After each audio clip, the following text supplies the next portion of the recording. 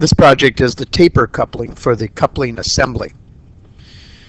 And we want to open up your project sheets, and I'm going to go down to our taper coupling on the bookmark, and you'll see that there's a complete set of drawings here. There is not any step-by-step information. So we're going to go over a sample of this, and I already opened up the part and I put it into isometric. And one of the things I want to do is take a look at the history, the file history, and you'll see that originally this was in 1996 again. So it's an old part created with, I would say, Pro Engineer 15 or 16, old version. So you're going to see over here in the model tree some different aspects than you'll see in Creo. And but what I've kept this part exactly like it was modeled in the beginning to show you some of the do's and don'ts. So I think what we'll do is we'll go to the model player and start from the very beginning with our standard datum features, and then our first revolved feature. And yeah, I think this is a pretty good way to start it.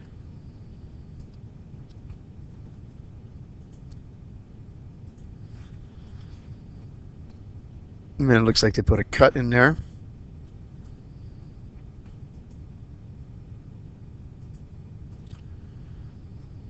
And they put a chamfer on the bottom, so they're working on the solid portion. And then all of a sudden they do everything at once, and this is what you want to avoid. We'll go in and look at this later. They did the taper cut, everything all in one section.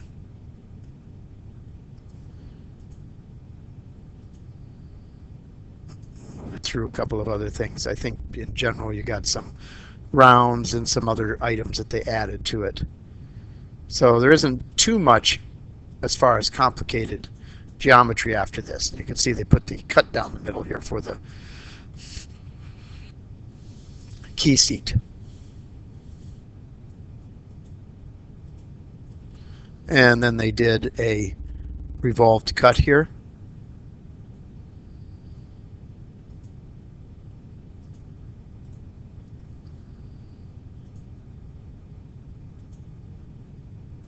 And then they patterned it. So I'm going to push it all the way to the very end here. I'm going to take a look at each feature individually. So again, the very first one is very simple. They just did a revolved protrusion. And they've got their diameter dimensions in there, and fairly clean, simple. And I think what I'll do is I'll back this up. Go to the cut next. Did a little cut on the bottom.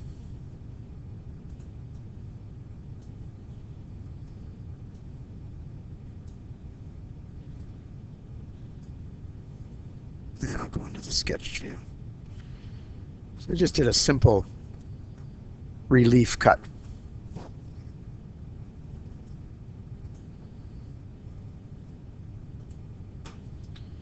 Then I put a chamfer. Another cut. See where this one is. Okay, this is the one we want to take a look at.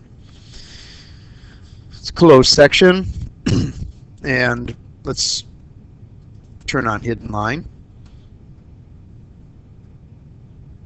Now it should have been a closed section. Maybe it is not a closed section. Should be shaded. I'm not seeing a shaded. Let's go into the section. There's our shading.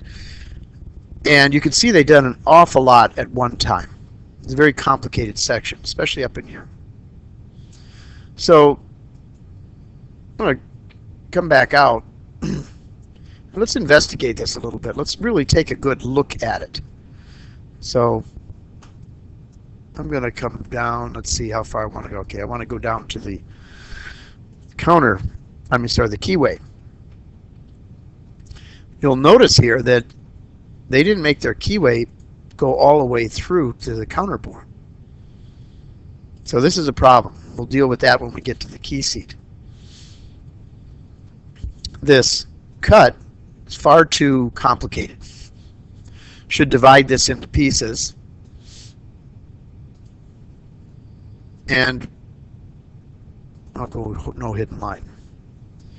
And maybe we'll shut off all our datum features just so that we can see it a little bit cleaner. So basically the problem here is you should have just done the tapered cut with the information on the top for the rounds. And it should have pierced all the way through. That way, no matter what happens to the ECOs or changes for the design on this counterbore on the bottom, this could have been put in separately. The taper should go all the way through the whole part. So let's delete this. It's referenced by a bunch of other stuff, so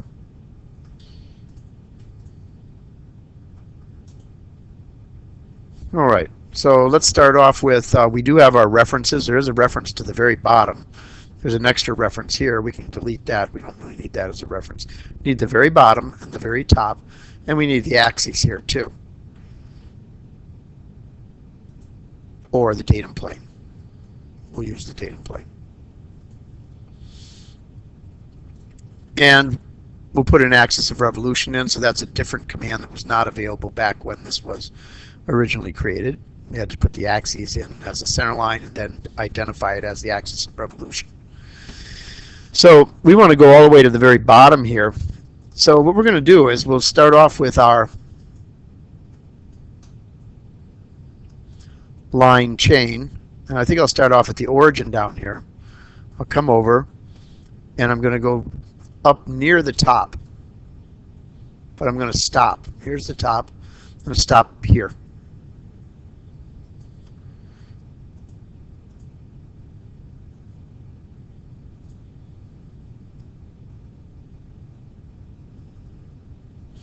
Now I'm going to zoom in, and right mouse button, I'm going to use the 3-point tangent, hook it to the line, and I'm going to aim at the top, not go all the way to it. Kind of a steep angle here. And then we're going to use a fillet. We're going to click on the curve and the top, and then we've got to zoom in. Got our tangency point. Got a lot of diameters in here. There are a few things we're going to have to add, like a dimension. The book does want this. The project pages want these two radiuses. And there's also a diameter dimension, but we'll worry about that later because we're going to really want the diameter to go to this tangency point. All right, so let's finish this up. We want to make a closed section, like so. And we do want a dimension for our radius. So if we look at our dimensions here, let's go. I think I have a section. We'll go down to the section.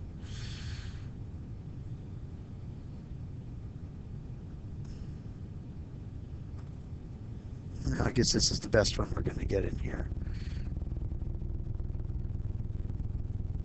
For your taper, you can see the dimensioning scheme that's wanted. So you're going to have to do that. Right now we can leave it. The main thing that we have is these appropriate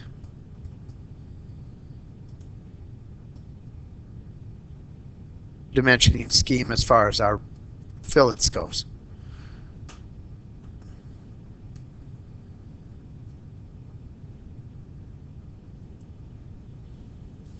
Right? And again, you can add your dimension. I think which one they want is the one to the center point down here.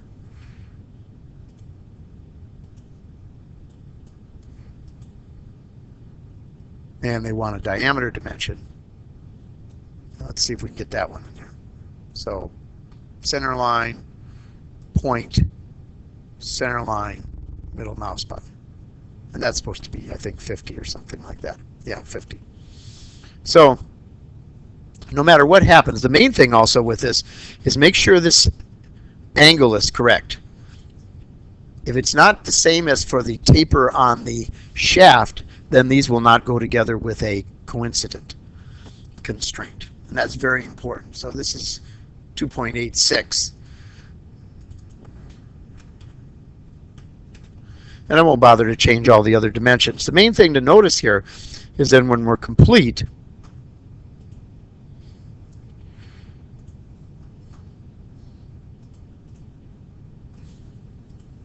this goes all the way through.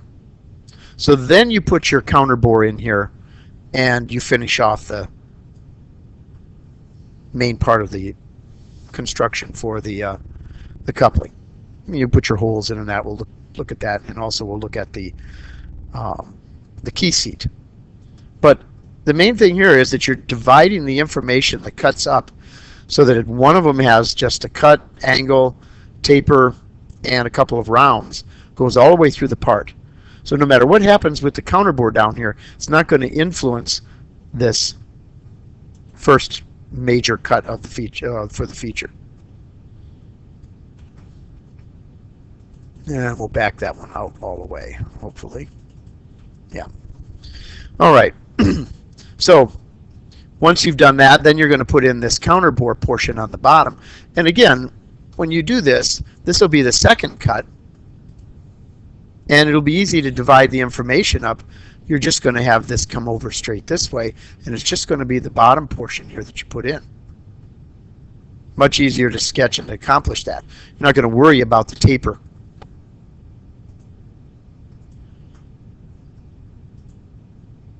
So we'll go back out.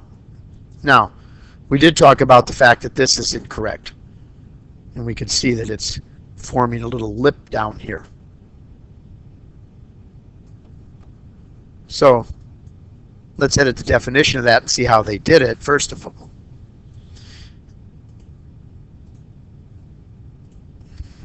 So they did a lot of construction here. First of all, they had to put a datum plane in on an angle in order for this to work. Datum plane is perpendicular to the cylinder here. Then they put a cut through, kind of strange. But what they forgot to do is to go through all. They only went up to this surface, and by doing that, they got that little lip in there. In other words, the key seat never went all the way through. I mean, at the very least, they could go to the very bottom, and now the key seat goes all the way through. At the very least, that's what they could do. But let's do this a different way. There is a better way than this. I'll turn on my datum plane, maybe the axes too. And I'm going to sketch on DTM3.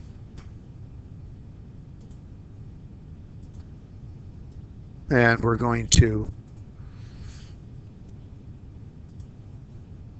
I want to come out of here for a second. I want to make sure I pick my remove material. And I'm going to sketch on DTM3, like I said. All right, so here, instead of looking from the end, we're going to look from the side.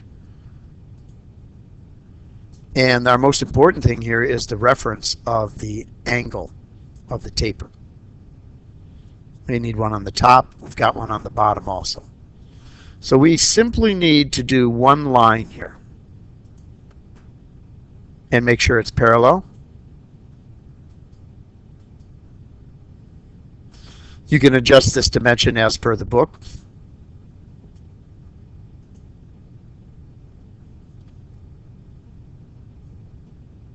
And let's go back into our shading. And be careful here. You obviously want to know which way you're going to go with it. How about if we're cutting this way? Also, we want it to be what? Symmetric.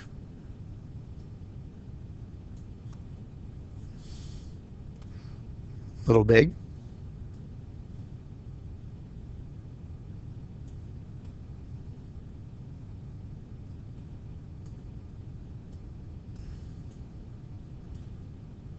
I'll leave it kind of large so we can see it. So one line. No matter what happens to the part, as long as the taper is there, the keyway will be there, key seat. So the other one is more complicated. This is just one line, very easy to do. It's controlled by the taper angle, and you're done.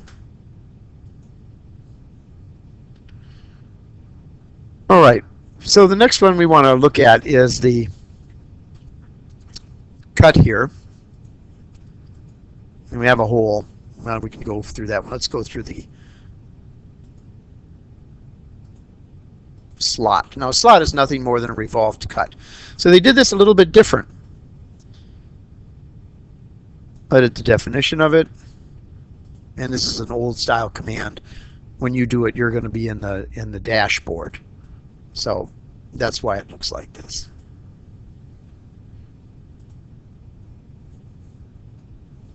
And we'll go into the sketch view.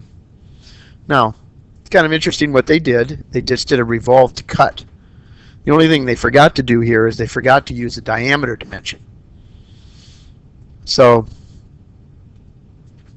dimension, center line, line, not center line, center line again, middle mouse button. No, I didn't get it. Let's try it again. So, we'll try the line first. Make sure we're picking up a line. Line. Oh, okay, so the person didn't put a center line in there. So it looks like a center line. Let's see what it says.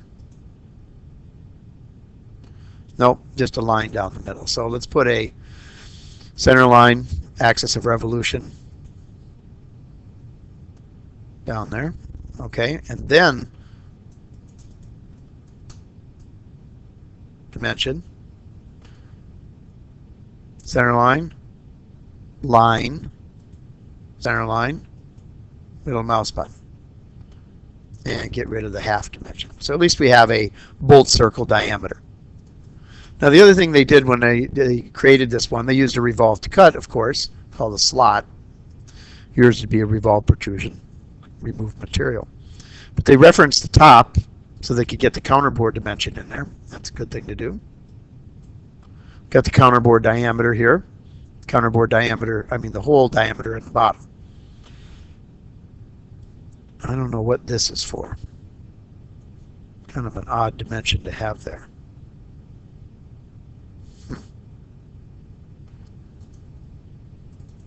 Let's change it. Oh. Okay, so they've got something screwy over here. Let's put in a constraint. There we go. So we made that vertical and got rid of that extra dimension. So this is one way to do it.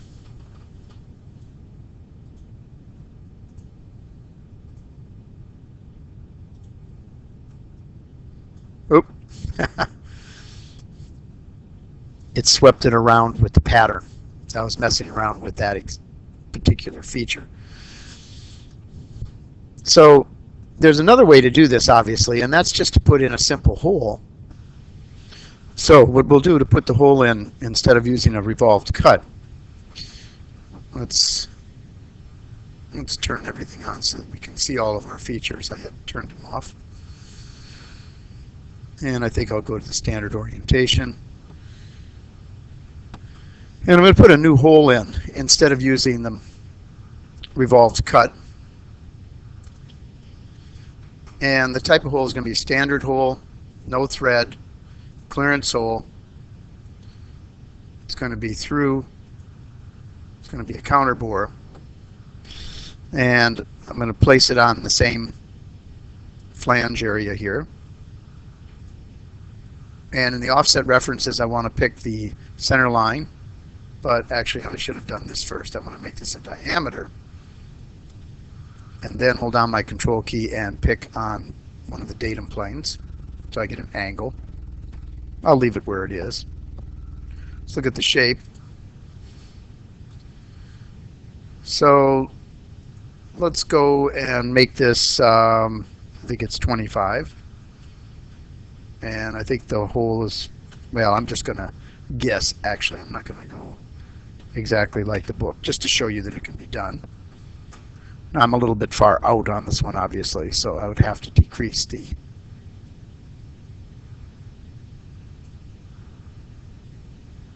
counterbore there. And let's change the size a little bit.